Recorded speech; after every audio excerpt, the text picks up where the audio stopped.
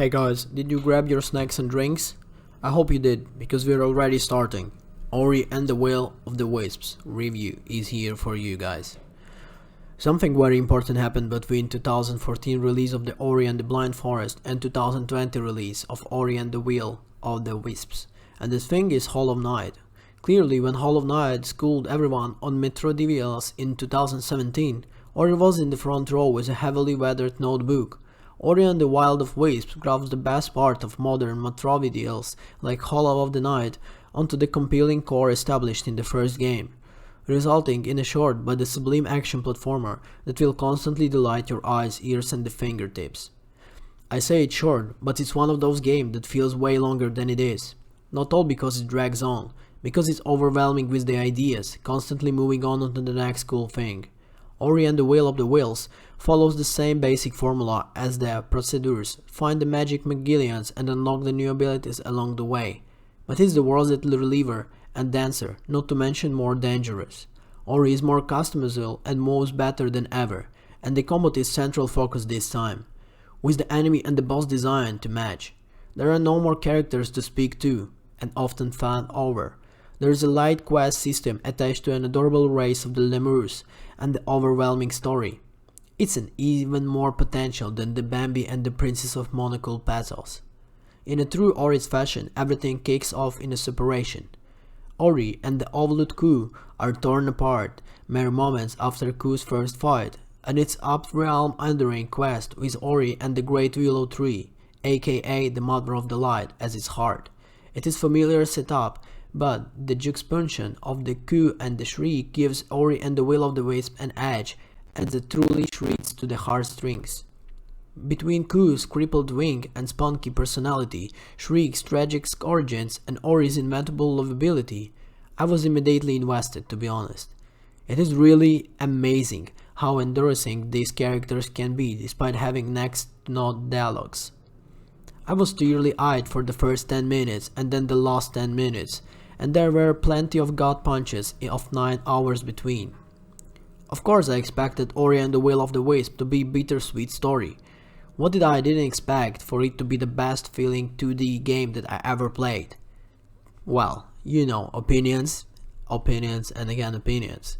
Ori is a true joy to control, like the web swinging in the Marvel Spider-Mans and the axe throwing in a God of Wars. Every one of Ori's movement is so fiddly animated and so satisfyingly weighted that the sheer kinetic thrill of it leaves you hungry for more. I had actively forced myself to stop and appreciate the game's technically detailed, beautifully layered environment simply because moving through them is such a threat. Ori and the Will of the Wisps reminds me of Super Mario Odyssey, and that its movement system is so flexible and it encourages you to experiment with the game's rules basically. I was able to access several items and areas well before I was seemingly supposed to be combating abilities in orthodox ways. And I can't stress enough that this isn't game breaking. This is brilliant. The moment that sticks out of me came a few hours into the game, shortly after I unlocked the ability to launch off objects. I found the cache of the light orbs stuck to the ceiling of on-off area. You use light orbs to purchase and upgrade abilities, and I was really close to getting one I wanted. The trouble is, I couldn't reach this particular cache. No matter what I tried, it was released out of reach.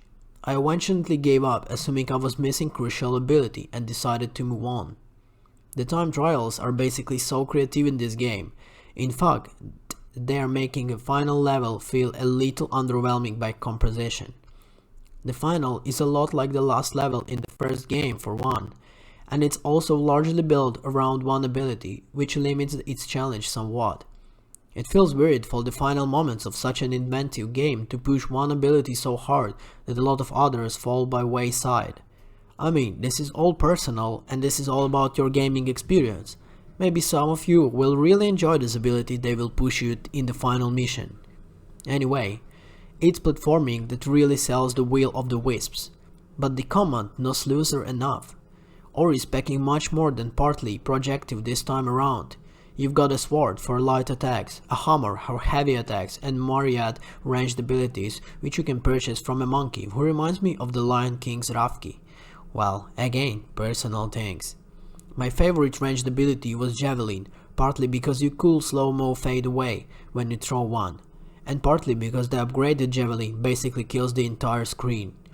All of your abilities can be accessed through the weapon wheel of the swords. At any time I can open the wheel, select an ability and map into one of 3 face buttons. Time to stop while you have the wheel open so you can change abilities at any point, which allows for fun initiative combos. It also gives you an easy access to one of the most important abilities. Well, it's kind of the most like the Hollow Knight one, your focus healing.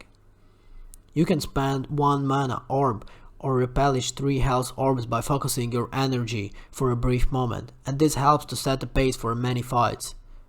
There are a few minor problems here and there, but to make no mistake, I really adore Ori and the Will of the Wisps. It's one of the best platformers ever made, and it's an easy frontrunner for the game of the year, to be honest. Well, from the past year, we all know that it didn't get it, but again, personal. If you liked the first game, you will literally love this one, and if you haven't experienced Ori's story, you owe it to yourself to dive in right now, guys, especially with those games going on the Xbox Game Pass now. I'll be replaying this game for sure, just to listen its soundtrack, to see these amazing characters and to enjoy the level design in this game. The game that will bring you back at any time of the year, either it's cold, warm, or you just wanna enjoy your time. Guys, on this note, I wanna see you all playing this game in the next week, just because you're gonna really enjoy it and it's gonna bring you some really, let's say maybe tears of joy when you're gonna play it. Just because of how cool the story is, how cool the designs are, and how everything is really well placed and balanced in this game. Thank you everyone for watching this review, and I'll see you in the next one.